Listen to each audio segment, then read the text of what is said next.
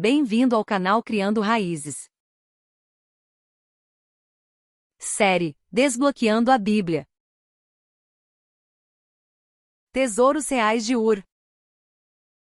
Quando Deus chamou Abraão para deixar a antiga cidade de Ur e ir para uma nova terra, Abraão deixou para trás uma cidade magnífica e altamente culta para seguir Deus, para o desconhecido.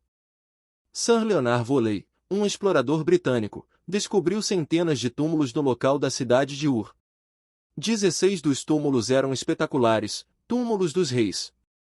Os tesouros que preenchiam os túmulos foram enterrados por 4.500 anos, mas abriram nossos olhos para o esplendor de uma cultura muito desaparecida, a mesma cultura que nutriu o jovem Abraão. Em um túmulo real, o local de sepultamento do rei sumério Abar-Gi, dezenas de corpos lotavam a rampa que levava à câmara funerária principal. Esqueletos de bois foram encontrados junto com os restos de guardas com lanças e capacetes. Os corpos estavam tão bem colocados que os escavadores concluíram que as pessoas haviam caminhado até seus lugares, deitado e bebido veneno de um copo. Os agentes funerários fizeram o arranjo final dos corpos e selaram o túmulo. O rei foi para o além acompanhado por 60 servos, os mesmos assistentes que cuidaram de suas necessidades neste mundo. A esposa do rei, a rainha Shubad, morreu mais tarde e foi enterrada acima do rei com um grupo menor de apenas 25 servos. Ur era o centro do culto ao deus da lua, Nana, chamado sim pelos babilônios posteriores. Esta torre do templo de tijolos, chamada de Zigurate, dedicada a esse deus, pode se assemelhar à original Torre de Babel, com o topo representando o céu como local de contato direto com o deus. Este estandarte é um mosaico de calcário vermelho, concha e lápis lazuli azul. Um lado mostra uma cena de guerra, este lado mostra a festa da vitória e o desfile do espólio. É uma representação artística que provavelmente foi usada para comemorar uma vitória importante ou evento histórico. A Bíblia diz que as pessoas que preencheram a terra pós-dilúvio decidiram construir uma grande torre cujo topo alcançaria o céu. Será que eles estavam tentando construir uma estrutura autossuficiente para sobreviver a outro grande dilúvio, se ele viesse? Até mesmo jogos eram colocados nos túmulos para entretenimento na vida após a morte. Será que Abraão teria possuído um jogo assim? Ele teria passado tempo ensinando Ismael e Isaque a jogar? Ebla, vivendo como um cananeu. A princípio, as alegações foram surpreendentes. Uma equipe de estudiosos italianos fez uma grande descoberta na Síria. Eles descobriram Ebla, o local de um antigo reino cananeu que existiu no tempo de Abraão e durou mais de 800 anos. O que aumentou a emoção foi a descoberta de milhares de tábuas de argila em uma nova língua. Os primeiros relatórios na década de 1970 enviaram ondas de choque através da comunidade cristã. Nomes bíblicos como Adão, Ismael, Esaú, Saul e até mesmo Davi foram ditos para aparecer nos textos, confirmando o uso de tais nomes na região de Canaã. A equipe de descoberta alegou encontrar o nome da cidade de Jerusalém, uma referência 1000 anos antes de qualquer outra que tínhamos. As cidades de Sodoma e Gomorra foram mencionadas, enviando estudiosos para escavar, especialmente aqueles que negaram que tais cidades já existiram. A maior parte das notícias sensacionais desde então foi atenuada. Arqueólogos não familiarizados com essa nova língua descoberta fizeram alegações que não puderam ser sustentadas sob um exame mais cuidadoso.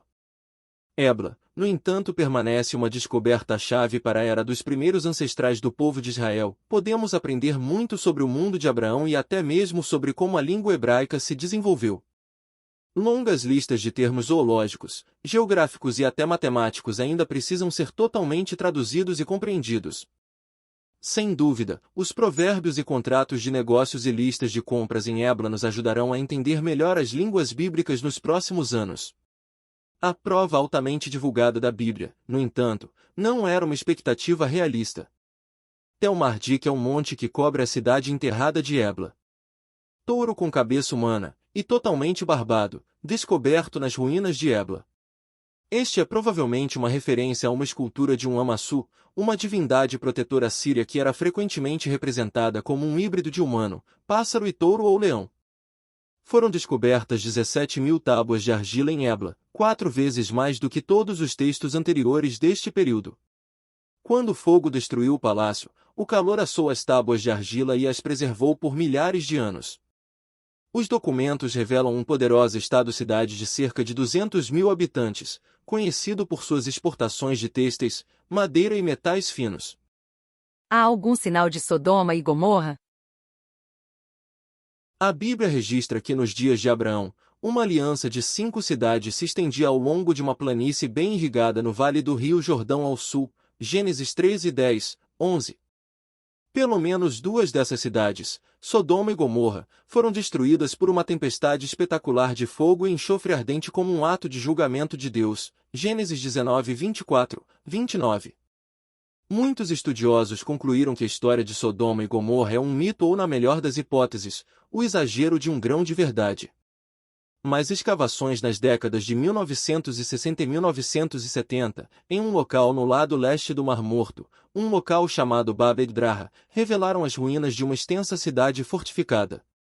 O que chamou a atenção dos escavadores foi uma camada de cinzas de 2 metros de espessura, a evidência de destruição pelo fogo. Muitos arqueólogos concluíram que este é o local da cidade bíblica de Sodoma. Depósitos de sal ao redor do Mar Morto nos lembram da esposa de Ló, que foi transformada em uma coluna de sal, Gênesis 19, 26. Faraó endureceu seu coração. Os descendentes de Abraão, Isaque e Jacó se fortaleceram durante sua estadia de 400 anos no Egito, muito forte. Os egípcios temiam seus números e gradualmente forçaram os hebreus à escravidão. O povo de Deus se tornou a força de trabalho do Egito, construindo cidades e monumentos sob a direção do faraó. Estudantes da Bíblia tentaram por décadas juntar as peças históricas e bíblicas, para descobrir exatamente quando o povo de Israel deixou o Egito e quem era o misterioso faraó do Êxodo. 2 possibilidades surgiram. Alguns estudiosos defendem uma data precoce para o Êxodo, por volta de 1450 a.C.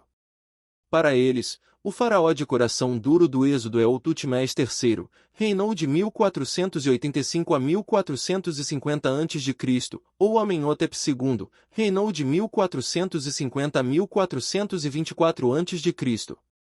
A visão precoce se encaixa melhor com o cronograma bíblico, mas carece de apoio da arqueologia. A maioria dos estudiosos do Antigo Testamento acredita que Ramsés II foi o governante que se recusou a libertar Israel, reinou de 1304 a 1238 a.C. Sua data para a libertação de Israel do Egito é mais tarde, por volta de 1250 a.C. Esta data posterior se encaixa com as evidências arqueológicas, mas não harmoniza bem com a cronologia bíblica. Nada foi encontrado nos registros egípcios que nos dê uma pista sobre a fuga dos hebreus, mas dificilmente esperaríamos que uma potência mundial orgulhosa escrevesse sobre uma derrota tão humilhante nas mãos de um bando de escravos, e seu Deus estrangeiro. Qual o caminho para Canaã? Quando os israelitas deixaram o Egito, a rota mais direta para Canaã teria sido ao longo do mar Mediterrâneo, o caminho através do país dos filisteus, Êxodo 13, 17. Deus direcionou Moisés a levar o povo por um caminho muito mais longo ao sul através do deserto. Uma arqueóloga israelense pode ter descoberto o porquê. Trude Dotan descobriu um posto militar em Deir el-Bala, na faixa de Gaza que foi construído durante o reinado do pai de Ramsés, Sete I. Os egípcios haviam construído fortalezas ao longo de toda a rota do norte. Deus sabia que seu povo não estava preparado para enfrentar a guerra com as tropas egípcias estacionadas nessas fortalezas. Os soldados egípcios estariam ansiosos para recapturar e devolver esses escravos fugitivos. A rota de Deus não apenas trouxe o povo diante dele no Monte Sinai, também os protegeu de mais ataques. A fabricação de tijolos era um trabalho simples, mas extenuante. A lama do Nilo era misturada com palha e secava ao sol quente. O cartucho, cartuche, de Ramsés, um símbolo elíptico que envolve o nome real. Ramsés tinha seu nome estampado em cada tijolo usado em seus extensos projetos de construção, projetos tornados possíveis, talvez, por uma abundância de mão de obra escrava hebraica. Soldado egípcio. Estátuas colossais de Ramsés, e sua rainha em Abu Simbel. Ninguém sabe ao certo o caminho que Israel tomou no deserto, mas uma rota altamente provável é mostrada ao lado. Amenhotep II era habilidoso como cavaleiro e atleta. Uma de suas façanhas mais celebradas foi atirar flechas em alvos de cobre enquanto cavalgava a toda velocidade em uma carruagem. As rédeas estão amarradas em sua cintura. Amenhotep fez apenas algumas campanhas em Canaã, e em grande parte ignorou a região. Tutmose III foi chamado de Napoleão do Antigo Egito por causa de suas extensas campanhas militares e governo expansionista. Como resultado de 18 iniciativas militares na região, Canaã se tornou uma zona tampão entre o Egito e as potências do norte, particularmente os hititas. Tutmose também foi um construtor enérgico no Egito. Estela de Menepta. A referência mais antiga a Israel como uma nação fora da Bíblia vem do Egito. Em 1896, um grande memorial de granito foi descoberto no templo funerário do faraó Menepta, governou o Egito de 1224 a 1214 a.C. O memorial descreve suas realizações militares. O que surpreendeu os estudantes da Bíblia foi a menção de Israel como um grupo de pessoas vivendo em Canaã. Menepta escreveu: Israel está devastado, sua semente não é. Canaã foi saqueada. Críticos da Bíblia afirmam que Israel não era uma entidade nacional até pelo menos o tempo de Davi. Esta inscrição fornece evidência independente de que Israel foi reconhecido tão cedo quanto 1200 a.C.